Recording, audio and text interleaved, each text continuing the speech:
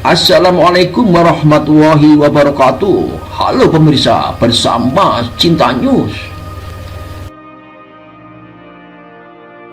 Sidang gugatan cerai Bupati Purwakarta Ani Ratna Mustika terhadap suaminya Didi Mulyadi sudah masuk materi gugatan pada hari Rabu 16 November 2022.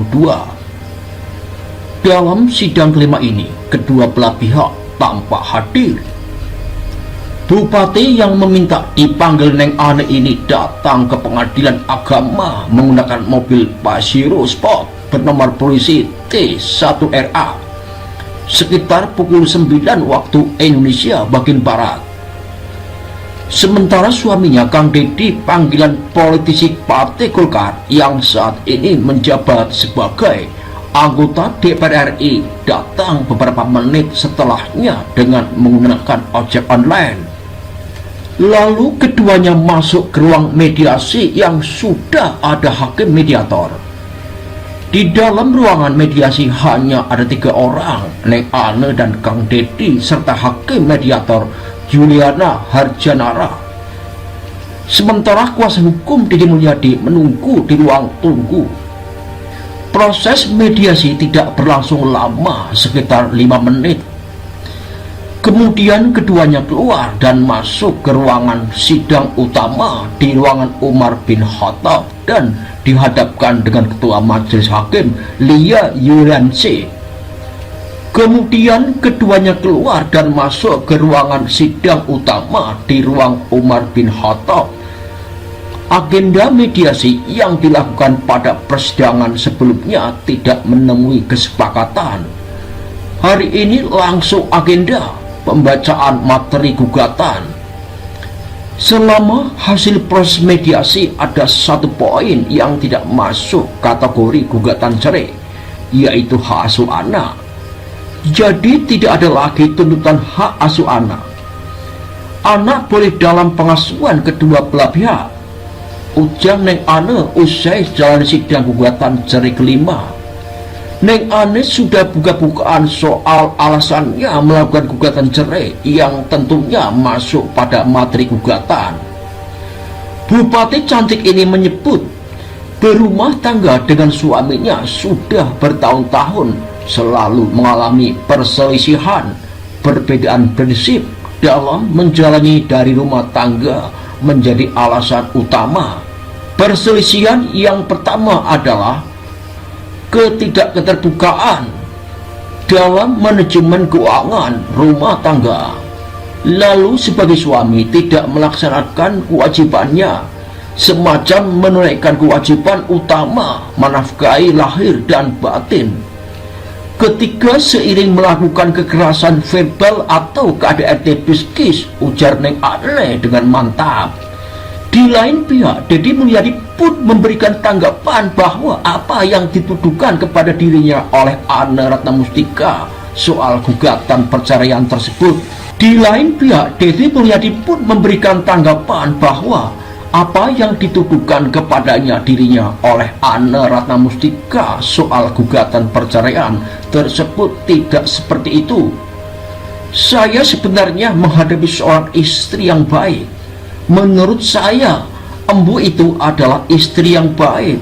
Cuman Embu itu sayang terhadap keluarganya, kemudian sangat hormat dan patuh pada gurunya, ungkap ayah yang Sukma Ayu. Itu yang menjadi suatu barangkali kegelisahan dia antara ketaatan pada guru dan ketaatan pada suami. Didi Mulyadi pun membantah soal dugaan KDRT secara psikis. Didi Mulyadi menjelaskan secara undang-undang ada ciri seorang istri mengalami KDRT psikis. Ani Ratna tidak kondisi seperti itu, justru baik-baik saja. Ani Ratna tidak murung terus-menerus, tidak kehilangan rasa percaya diri dan bisa ambil keputusan. Kang Deddy menyebutkan prosesi mediasi yang selama ini dilakukan sebenarnya tidak gagal. Bahkan beberapa poin mediasi telah berhasil dilakukan, seperti perkara hak asuh anak, ketemu yang tidak boleh dibatasi, ungkap Kang Deddy. Kang Deddy pun lantas menanggapi mengenai materi gugatan yang sudah dibuka oleh istrinya, termasuk soal tudingan mengenai adanya KDRT Bilqis oleh dirinya. Jika memang benar, maka tanda-tandanya KDRT Bilqis itu ada tanda-tandanya seperti berubah menjadi kepribadian yang murung dan kehilangan percaya diri, tidak bisa mengambil keputusan, dan lain-lain. Menurutnya selama ini istrinya tidak mengalami tanda-tanda itu sebagai korban KDRT Bilqis. Pertanyaannya adalah, apakah ada tanda-tanda itu pada Ambu Ane? Murung terus, tidak bisa mengambil keputusan, kehilangan percaya diri. Menurut saya terbalik. Ada enggak tanda-tanda di Ambu Ane hari-hari sebagai Bupati PD Bu ini, ungkap Kang Deddy. Kemudian soal tidak pernah memberikan nafkah lahir dan batin, Kang Deddy terbalik mempertanyakan apa yang kurang dari sisi ekonomi keluarga. Menurutnya semua sudah tercukupi, terlebih istrinya yang saat ini menjabat sebagai bupati, kehidupannya sudah difasilitasi oleh negara. Dari mulai makan, minum, mobil, pakaian, hingga keamanan. Ngomong kebutuhan apa sih yang kurang? Makan, minum, mobil, beras, baju, difasilitasi oleh negara. Jadi sebenarnya anggaran rumah tangga bupati itu ada, artinya nggak ada problem soal itu, tutur Kang Deddy. Kemudian selama ini ketiga anaknya hidup serba berkecukupan. Saat ini dirinya menanggung biaya anak-anaknya. Anaknya pertamanya saat ini menyelesaikan kuliah di salah satu PTN di Bandung. Begitu juga anak keduanya yang baru masuk PTS. Dari mulai uang masuk sampai biaya kos saya yang jamin. Yang bungsu lagi lucu-lucunya diasuh oleh Teh Elis.